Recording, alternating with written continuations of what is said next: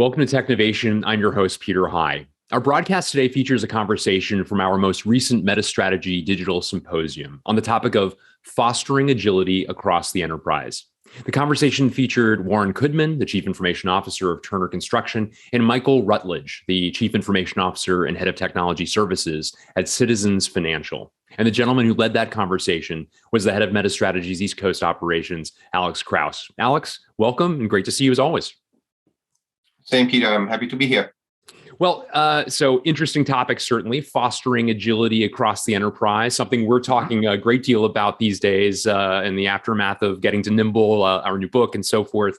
And certainly an area that's become, if anything, all the more relevant as a result of the pandemic and the need for greater levels of resilience and so on. But would love to have you maybe take a moment and in your own words, provide a thumbnail sketch as to why you thought this would be a relevant topic for us to cover. Yeah. I'd be happy to. So, Peter, as you said, the concept of agility is neither new or something that organizations have not started to embrace early on. But what makes it interesting is that it has reemerged as one of the top focal areas for many of the executives, including the ones we'll be featuring on the panel today. And it's really about, as you said, creating resilience and adaptability for regular ways of working, for innovation and for collaboration.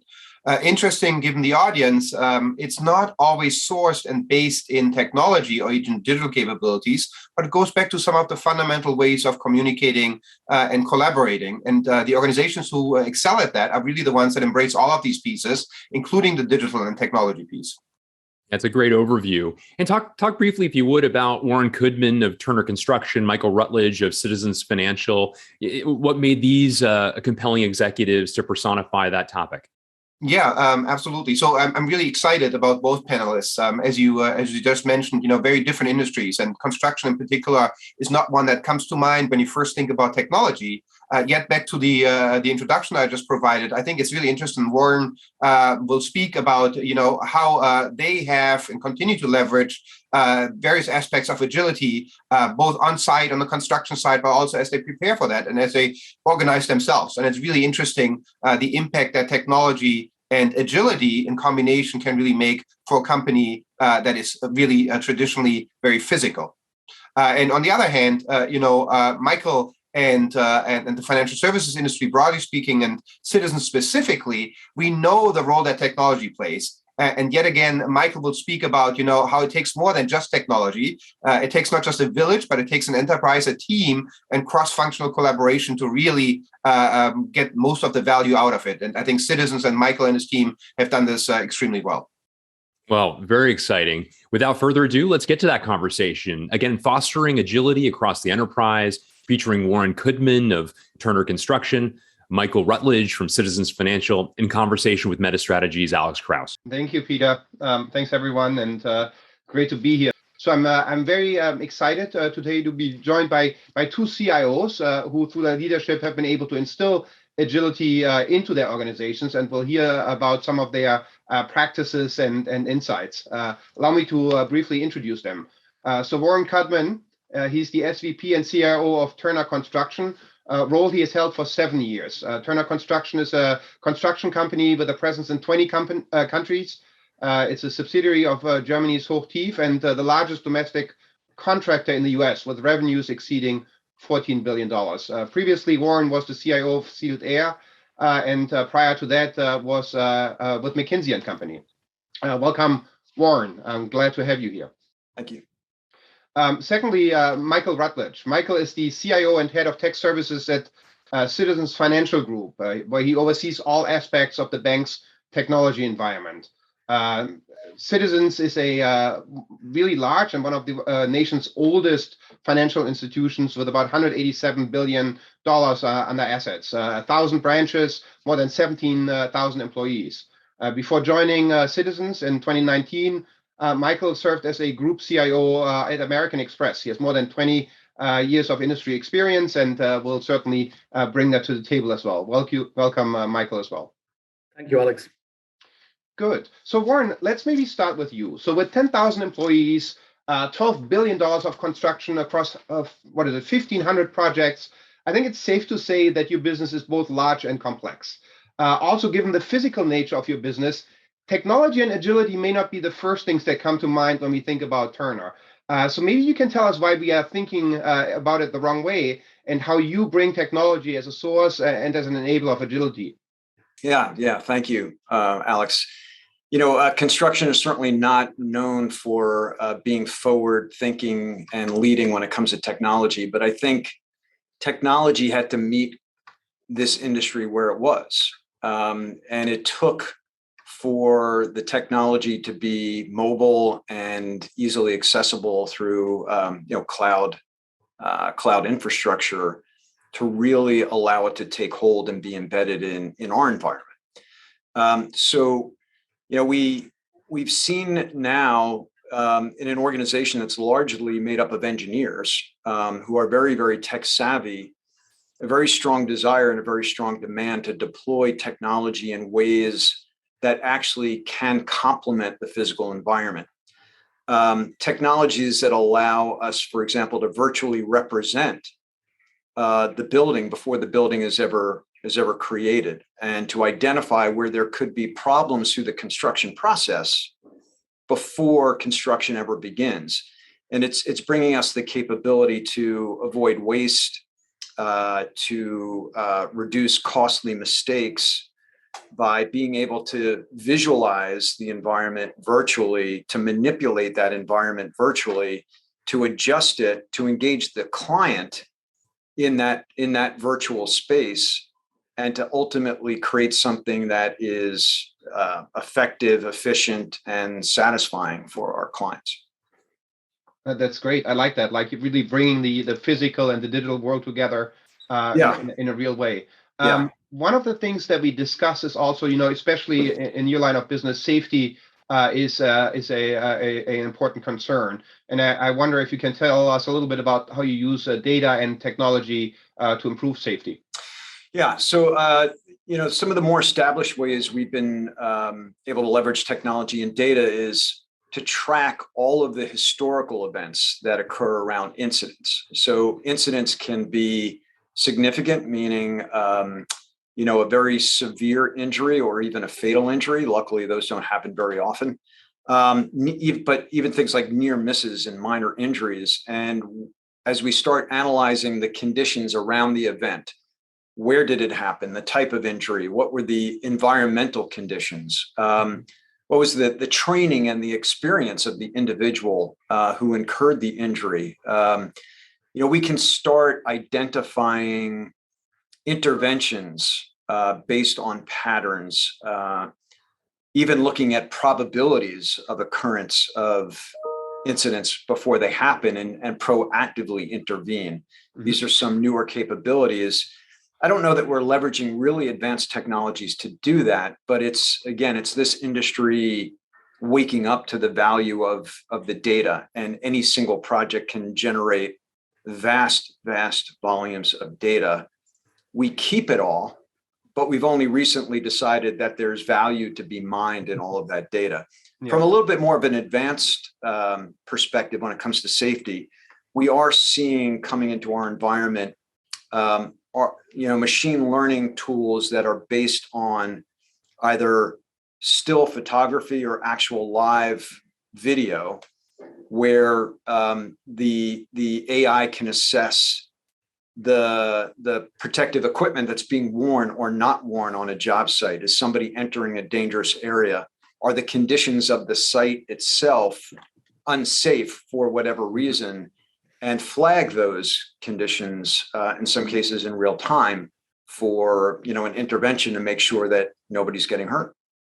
That's great. No, I love this. And the treasure trove of data, and as you said, something that all of us are still figuring out how to make the best and most efficient use of it. We may come back to that in a little bit. But Michael, I want to turn to you. Obviously, a very different industry. So Citizens, the 13th largest retail bank in the US, serving, I believe, 5 million customers. Your industry is known for both advanced technology and digital capabilities in the physical and virtual world, especially in the current environment. I just wonder if you can tell us a little bit what agility means for you and your organization, and how have you found ways to make sure that you bring the value that comes from nimbleness and agility, especially in the recent months. Yeah, absolutely, Alex. If you think about it, banks now are competing with fintechs, right? Whether they're the big fintechs, the Google, the Apples, the Amazons, or traditional smaller fintechs. So it was really critical that we pivoted to agile. And I've been with the company about 3 years, and that coincides with the length of time we've been on this agile journey. And it really has been a cultural change for the company. I brought in next generation technology to enable that, moving to a cloud-based environment, moving to a DevSecOps model where we can release code automatically, where we can leverage automation to do things much, much quicker than we could before. And it's really been important. We were on that journey prior, frankly, to the pandemic. But with the pandemic, of course, our customers' needs changed. We've kept our branches open throughout the pandemic, but more customers have gone online. We've seen an increase of 30% in our digital usage. So we really had to adopt and really get to market those capabilities much faster. And we've been able to do that through Agile. In the last year, we've done introduced over 900 features in our mobile app, as an example. When the government announced the SBA Payment Protection Plan, we were able to launch new capabilities in 6 weeks that allowed us to give our customers up to $5 billion in loans across 48,000 customers to help them in this time of need. And we've really focused on really introducing new digital capabilities that really help our customers and give our customers advice, even though they may not be walking into a branch. So now they can do checkups online. We've introduced interactive telemachines that they can go to and actually can talk to a contact center rep through a telemachine. So really leveraged advanced technology, but at the same time, we've had to get that to market very, very quickly. And we've done that by changing our agile culture. That's great. And you covered a number of topics. And by the way, the number of mobile features and functions is just very, very impressive. Clearly that is working. But I wonder if you can talk a little bit about some of the things related, I think, to what you call the next generation tech transformation program, things that spans operating model and the themes that you mentioned, people, culture, and so forth. Yeah, we launched the next generation technology program, and it was really had 5 key tenets to it. One was moving to agile that we already talked about. Secondly was building Lego blocks or APIs and reusing them. And we've now built over 100 APIs, and we're really adopting a platform approach where we've developed a platform that we can now reuse. I only need to develop a login and monitoring component once, and then I can use it across all the subsequent applications that I'm delivering. So we created, it's fully on the cloud, and we launched it about 6 months ago, and already we've got about 16 different applications on that one platform. And that's once again enabling us to really speed up time to market. That wouldn't have been possible without the third pillar, which is around engineering talent. I'm also a firm believer in education. And, we've introduced what we call academy programs. And there, where we take people out of their day job, engineers, and for 10 days, they do hands-on React Java programming or Python programming, or they learn APIs and microservices. So, we've developed about 38 different badging and certification programs across a wide spectrum of different technologies. And our colleagues have really embraced it. They've loved it.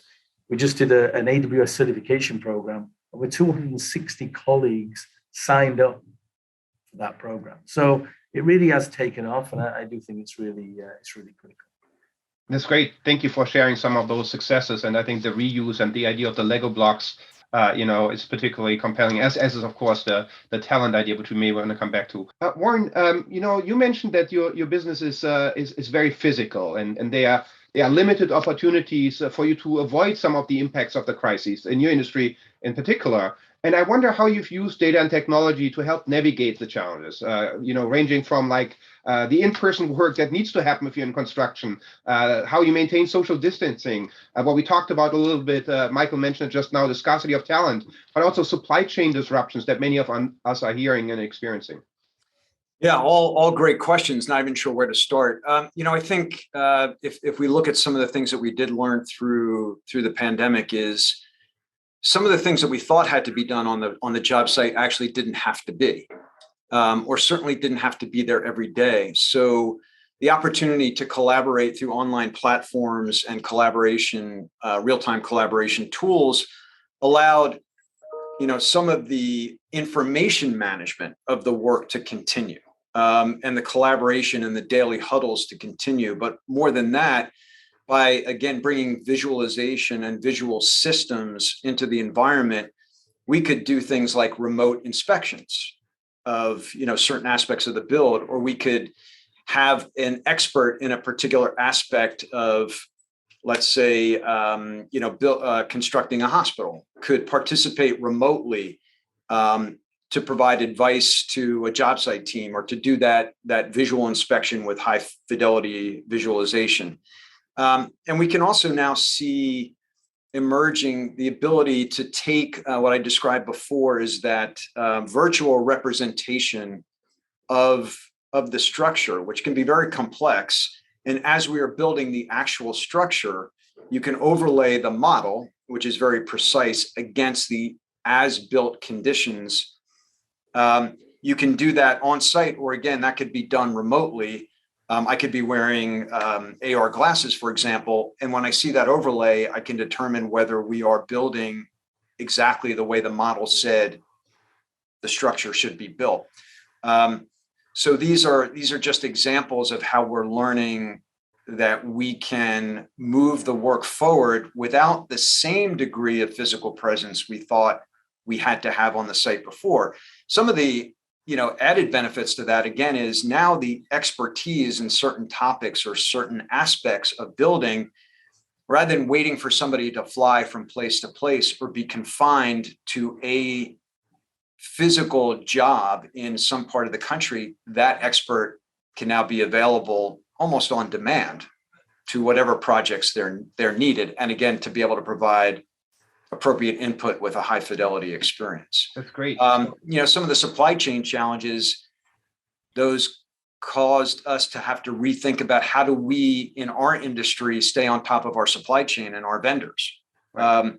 Because if you're not getting a shipment of steel on the day you thought you were getting it, nothing is going to happen on that job site except a lot of people sitting around and charging a lot of money without being very productive. So new ways of thinking about that and new solutions for how we track materials coming onto jobs. And lastly, even the question about social distancing. So our internally, as well as reaching out to third parties, we started very rapidly working on different solutions for social distancing. Some of them where, again, our engineers are able to grab some of the platforms we provide to them and quickly develop, algorithms to assess, based on the schedule of the job, how many people were going to be in what physical space, what was the square footage of that space, and decide we've got too many people in that square footage, so we have to readjust the schedule.